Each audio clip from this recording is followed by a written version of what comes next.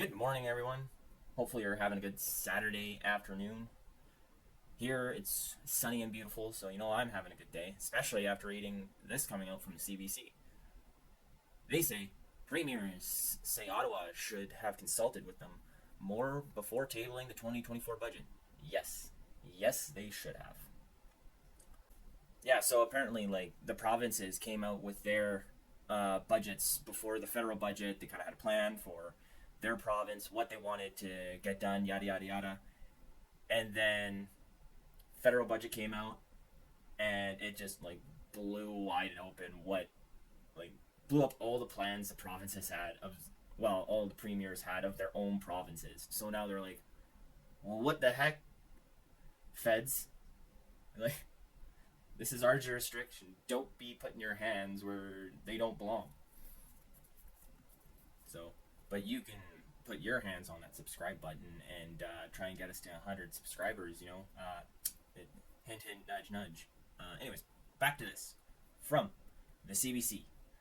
Premiers say Ottawa should have consulted with them before tabling the 2024 budget. Canada's premiers are accusing the federal government of doing a poor job of consulting with them before the 2024 budget.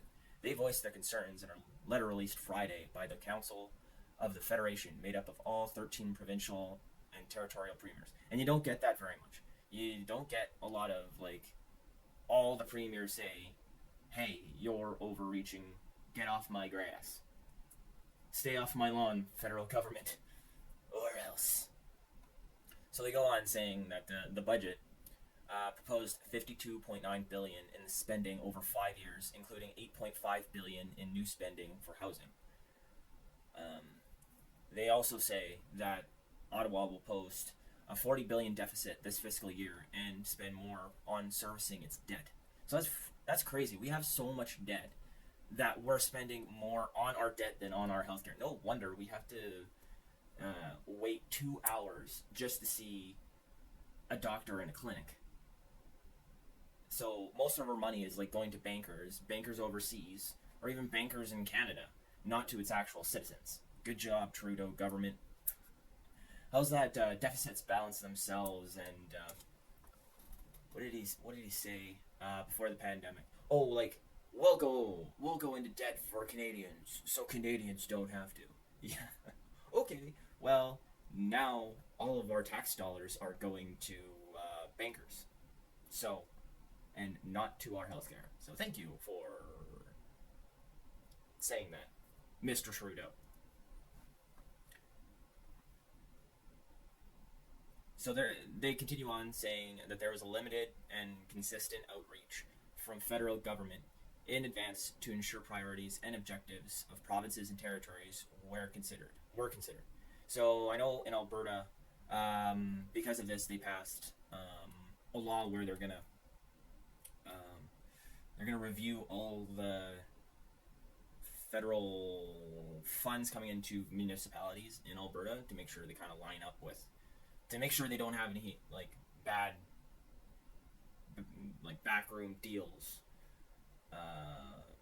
that the municipalities have to do to get that money. So because apparently the thing that keeps popping up is, yeah, the federal government is putting on different things where like, if you want this money, you have to do this for us, you have to do this for us, and it's undermining the provinces. So in an earlier video, I kind of criticized Danielle Smith and her government for putting in that bill, saying like it's kind of, you're wasting money because it's a lot of stuff, or you'll have to go through a lot of bills. It'll slow down funding for municipalities. But after kind of seeing what's coming up out of this budget, and as like the deals start trickling out, I'm getting more and more and more on Danielle Smith's side, because yeah, now it kind of makes sense, especially now that the federal government is planning on selling federal land. I'm worried they're not gonna consult Alberta before they sell that land to some random person, like maybe, who knows, random person overseas to build an apartment for Canadians or something. Oh, like, who knows if it's gonna be an apartment, right? And so they're gonna sell it to people overseas or something like that, or to corporations who have a bad habit of not doing good things. right? Like, who knows? Who knows what they're going to do with that land? And if they go around the Alberta government, or, well, any of the provincial governments, it could end not well for the citizens who live there. Scrolling. Quebec is interesting in itself because, like here it says, in Quebec, Premier Francois Legault has said that the province can't take any more asylum seekers and recently asked Ottawa to transfer all immigration powers to Quebec. So for you people not in Canada, pretty much all immigration is done by the federal government. But in Quebec, there's a bad... I can't remember what the border is actually called. There's a point of entry there that's really notorious for people pretty much to just walk right across. And during the coup, there was like videos and videos and videos and videos of the provincial government pretty much just having a bus there and letting them right in. And like the RCMP looked like they were helping. I don't know if they were actually helping, but they were like carrying their bags and yada yada yada. It was like bad. So you'll have to watch Rebel News for that, but so it would make sense that when Quebec goes to Ottawa and they're like, hey, everything's full, we're spending too much money on all these people, like undocumented people, and immigrants, and like people coming into Quebec, that we have to have control over all of this, have control. Like, I'm assuming because he's asking for immigration powers, and I know this is a big deal for Premier Legault, because he said this before, that it would make sense that he would want, like, I don't know if Quebec has police or something like that, but like he'd want to have control over that border. But yeah, of course, Justin Trudeau doesn't want to give up that power, so he said no.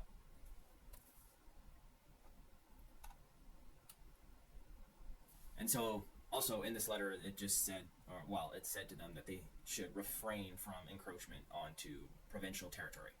So, they got a quote here that says, every government should have the right to receive ongoing financial compensation representing their fair share. The letter said, this includes provinces and territories that reserve the right to require unconditional federal funding. And that's true. For housing, for like healthcare. Healthcare is a big one. And I do remember some places where Trudeau was putting conditions on healthcare spending. So I do know that there is like an issue with some provinces putting like they don't particularly know where the money goes, and like they want to get more and more and more and more and more. But this is what our taxes go to. This is what we fund. We should all get a share of that money with no conditions, no strings attached. Now, housing,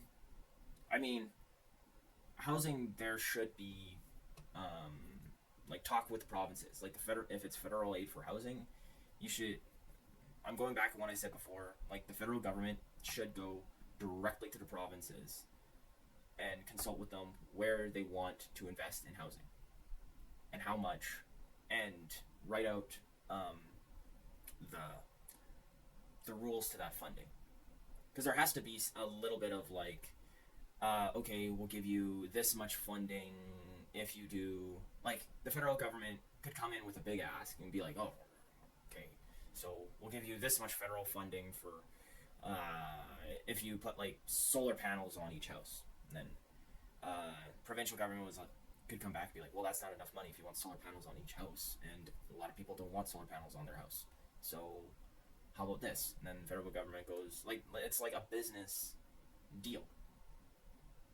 Theoretically, I'm pretty sure that's how it's supposed to work.